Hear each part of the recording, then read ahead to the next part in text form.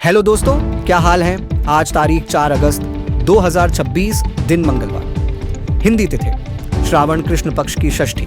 आइए बात करते हैं देश भर की तमाम बड़ी खबरों पर और नजर डालते हैं। तो चलिए बिना किसी देरी के शुरुआत करते हैं आज के मौसम के हाल से। देश के कई हिस्सों में मानसून पूरी तरह मेहरबान नजर आ रहा है। उत्तर भारत के 9 राज्यों में मौसम विभाग IMD ने भारी बारिश का अलर्ट जारी किया है। वहीं दक्षिण भारत में केरल और तटीय कर्नाटक में मूसलाधार बारिश के चलते कई निचले इलाकों में जलभराव की स्थिति बन गई है, जिससे आम जनजीवन प्रभावित हुआ है। मौसम के बाद अब रुख करते हैं देश के बड़े प्रशासनिक और राष्ट्रीय फैसलों की ओर। भारी हंगामे और नारेबाजी के चलते लोकसभा की कार्यवाही दिन भर के लिए स्थगित कर दी गई। वहीं उत्तर प्रदेश विधानमंडल का मानसून सत्र भी हंगामेदार रहा। दिल्ली की राउज एवेन्यू कोर्ट ने महिला पहलवानों के यौन उत्पीड़न मामले में पूर्व WFI अध्यक्ष बृजभूषण शरण सिंह को बरी किया है। दिल्ली पुलिस ने सांसद पप्पू यादव के आवास पर हुई घटना के मामले में आधिकारिक FIR दर्ज कर ली है। गुजरात, मांजलपुर, मध्य प्रदेश, दतिया और बिहार, बांकीपुर में हुए उपचुनावों के आधिकारिक परिणाम और मतगणना रिपोर्ट देखने के लिए आप भारत निर्वाचन आयोग ECI के आधिकारिक पोर्टल पर विजिट कर सकते हैं। चित्तौड़गढ़ के बेगू में डोडा चूरा नष्टीकरण के विरोध में सैकड़ों अफीम काश्तकारों ने भारतीय किसान संघ के नेतृत्व में प्रदर्शन कर SDM को ज्ञापन सौंपा। किसानों ने मांग न माने जाने पर पूरे जिले में आंदोलन को और उग्र करने की चेतावनी दी है। आइए अब बात करते हैं आम जनता के लाभ और सरकारी योजनाओं से जुड़ी बड़ी घोषणाओं की। केंद्रीय मंत्रिमंडल ने प्रधानमंत्री किसान सम्मान निधि PM किसान योजना को 2026 से 27 से 2030 से 31 तक जारी रखने के लिए 3.15 लाख करोड़ रुपए के बजट को मंजूरी दे दी है। इसके तहत पात्र किसानों को सालाना 6,000 रुपए की वित्तीय सहायता मिलती रहेगी। दिल्ली सरकार ने महिलाओं के लिए नई दिल्ली लक्ष्मी योजना शुरू की है, जिसके तहत पात्र महिलाओं को 2,500 रुपए प्रति माह, वार्षिक 30,000 रुपए दिए जाएंगे। इसकी ऑनलाइन आवेदन प्रक्रिया पोर्टल पर शुरू हो गई है। जयबद्दी केंद्र सरकार ने राज्यों में विकास कार्यों को गति देने के लिए 1,09,019 करोड़ रुपए की अतिरिक्त कर हस्तांतरण किश्त जारी की है। आइए अब रुक करते हैं आपकी जेब, बाजार और अर्थव्यवस्था से जुड़ी खबरों की ओर।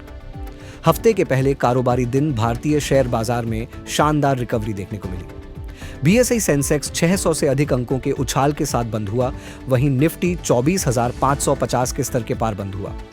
भारतीय शेयर बाजार में आज से फ्यूचर्स एंड ऑप्शंस के लिए क्लोजिंग ऑक्शन सेशन की नई व्यवस्था लागू हो गई है।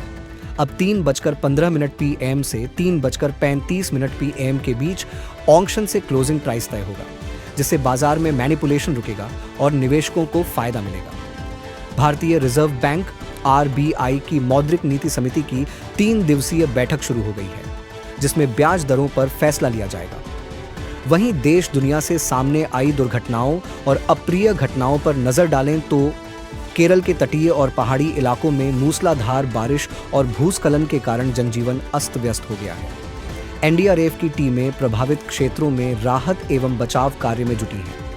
केरल के त्रिशूर और दिल्ली के आउटर रिंग रोड पर हुई अलग अलग सड़क दुर्घटनाओं में जनहानि की दुखद खबर सामने आई है। इंडोनेशिया के मडूरा द्वीप के पास 271 यात्रियों को ले जा रही एक नौका में आग लगने से हादसा हुआ, जहां राहत दल बचाव अभियान चला रहे हैं। चित्तौड़गढ़ बेगू के पारसोली रेलवे स्टेशन चौराहे पर दर्दनाक हादसा हुआ, जहां डंपर की चपेट में आने से नीमच निवासी युवक की मौके पर ही मौत हो गई। वहीं शिक्षा और रोजगार के क्षेत्र की बात करें तो भर्ती व पेपर लीक पर शिकंजा। महाराष्ट्र TET और अन्य भर्ती परीक्षाओं में पेपर लीक करने वाले संगठित गिरोहों पर जांच एजेंसियों ने कार्रवाई तेज की है।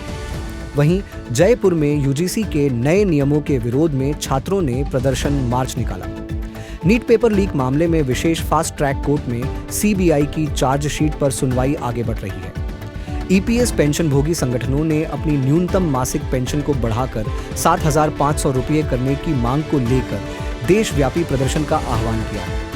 वहीं खेल के मैदान से आ रही खबरों की ओर देखें तो ग्लासगो में कॉमनवेल्थ गेम्स 2026 का रंगारंग समापन हो गया है, जहां भारतीय खिलाड़ियों ने 39 पदक जीतकर शानदार प्रदर्शन किया।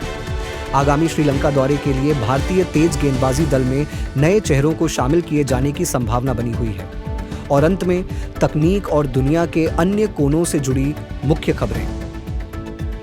अभिनेत्री श्रुति हासन ने AI डीपफेक और विज्ञापनों में अपने अनधिकृत चेहरे के इस्तेमाल के खिलाफ बॉम्बे हाई कोर्ट में याचिका दायर की है। भारत ने निष्क्रिय हो चुके सैटेलाइट्स की सुरक्षित री एंट्री के लिए नए नियम जारी किए हैं। तो दोस्तों, आज के इस बुलेटिन में फिलहाल इतना ही। देश और दुनिया की तमाम छोटी और बड़ी खबरों के लिए हमारे साथ जुड़े रहें। जय हिंद, जय भारत।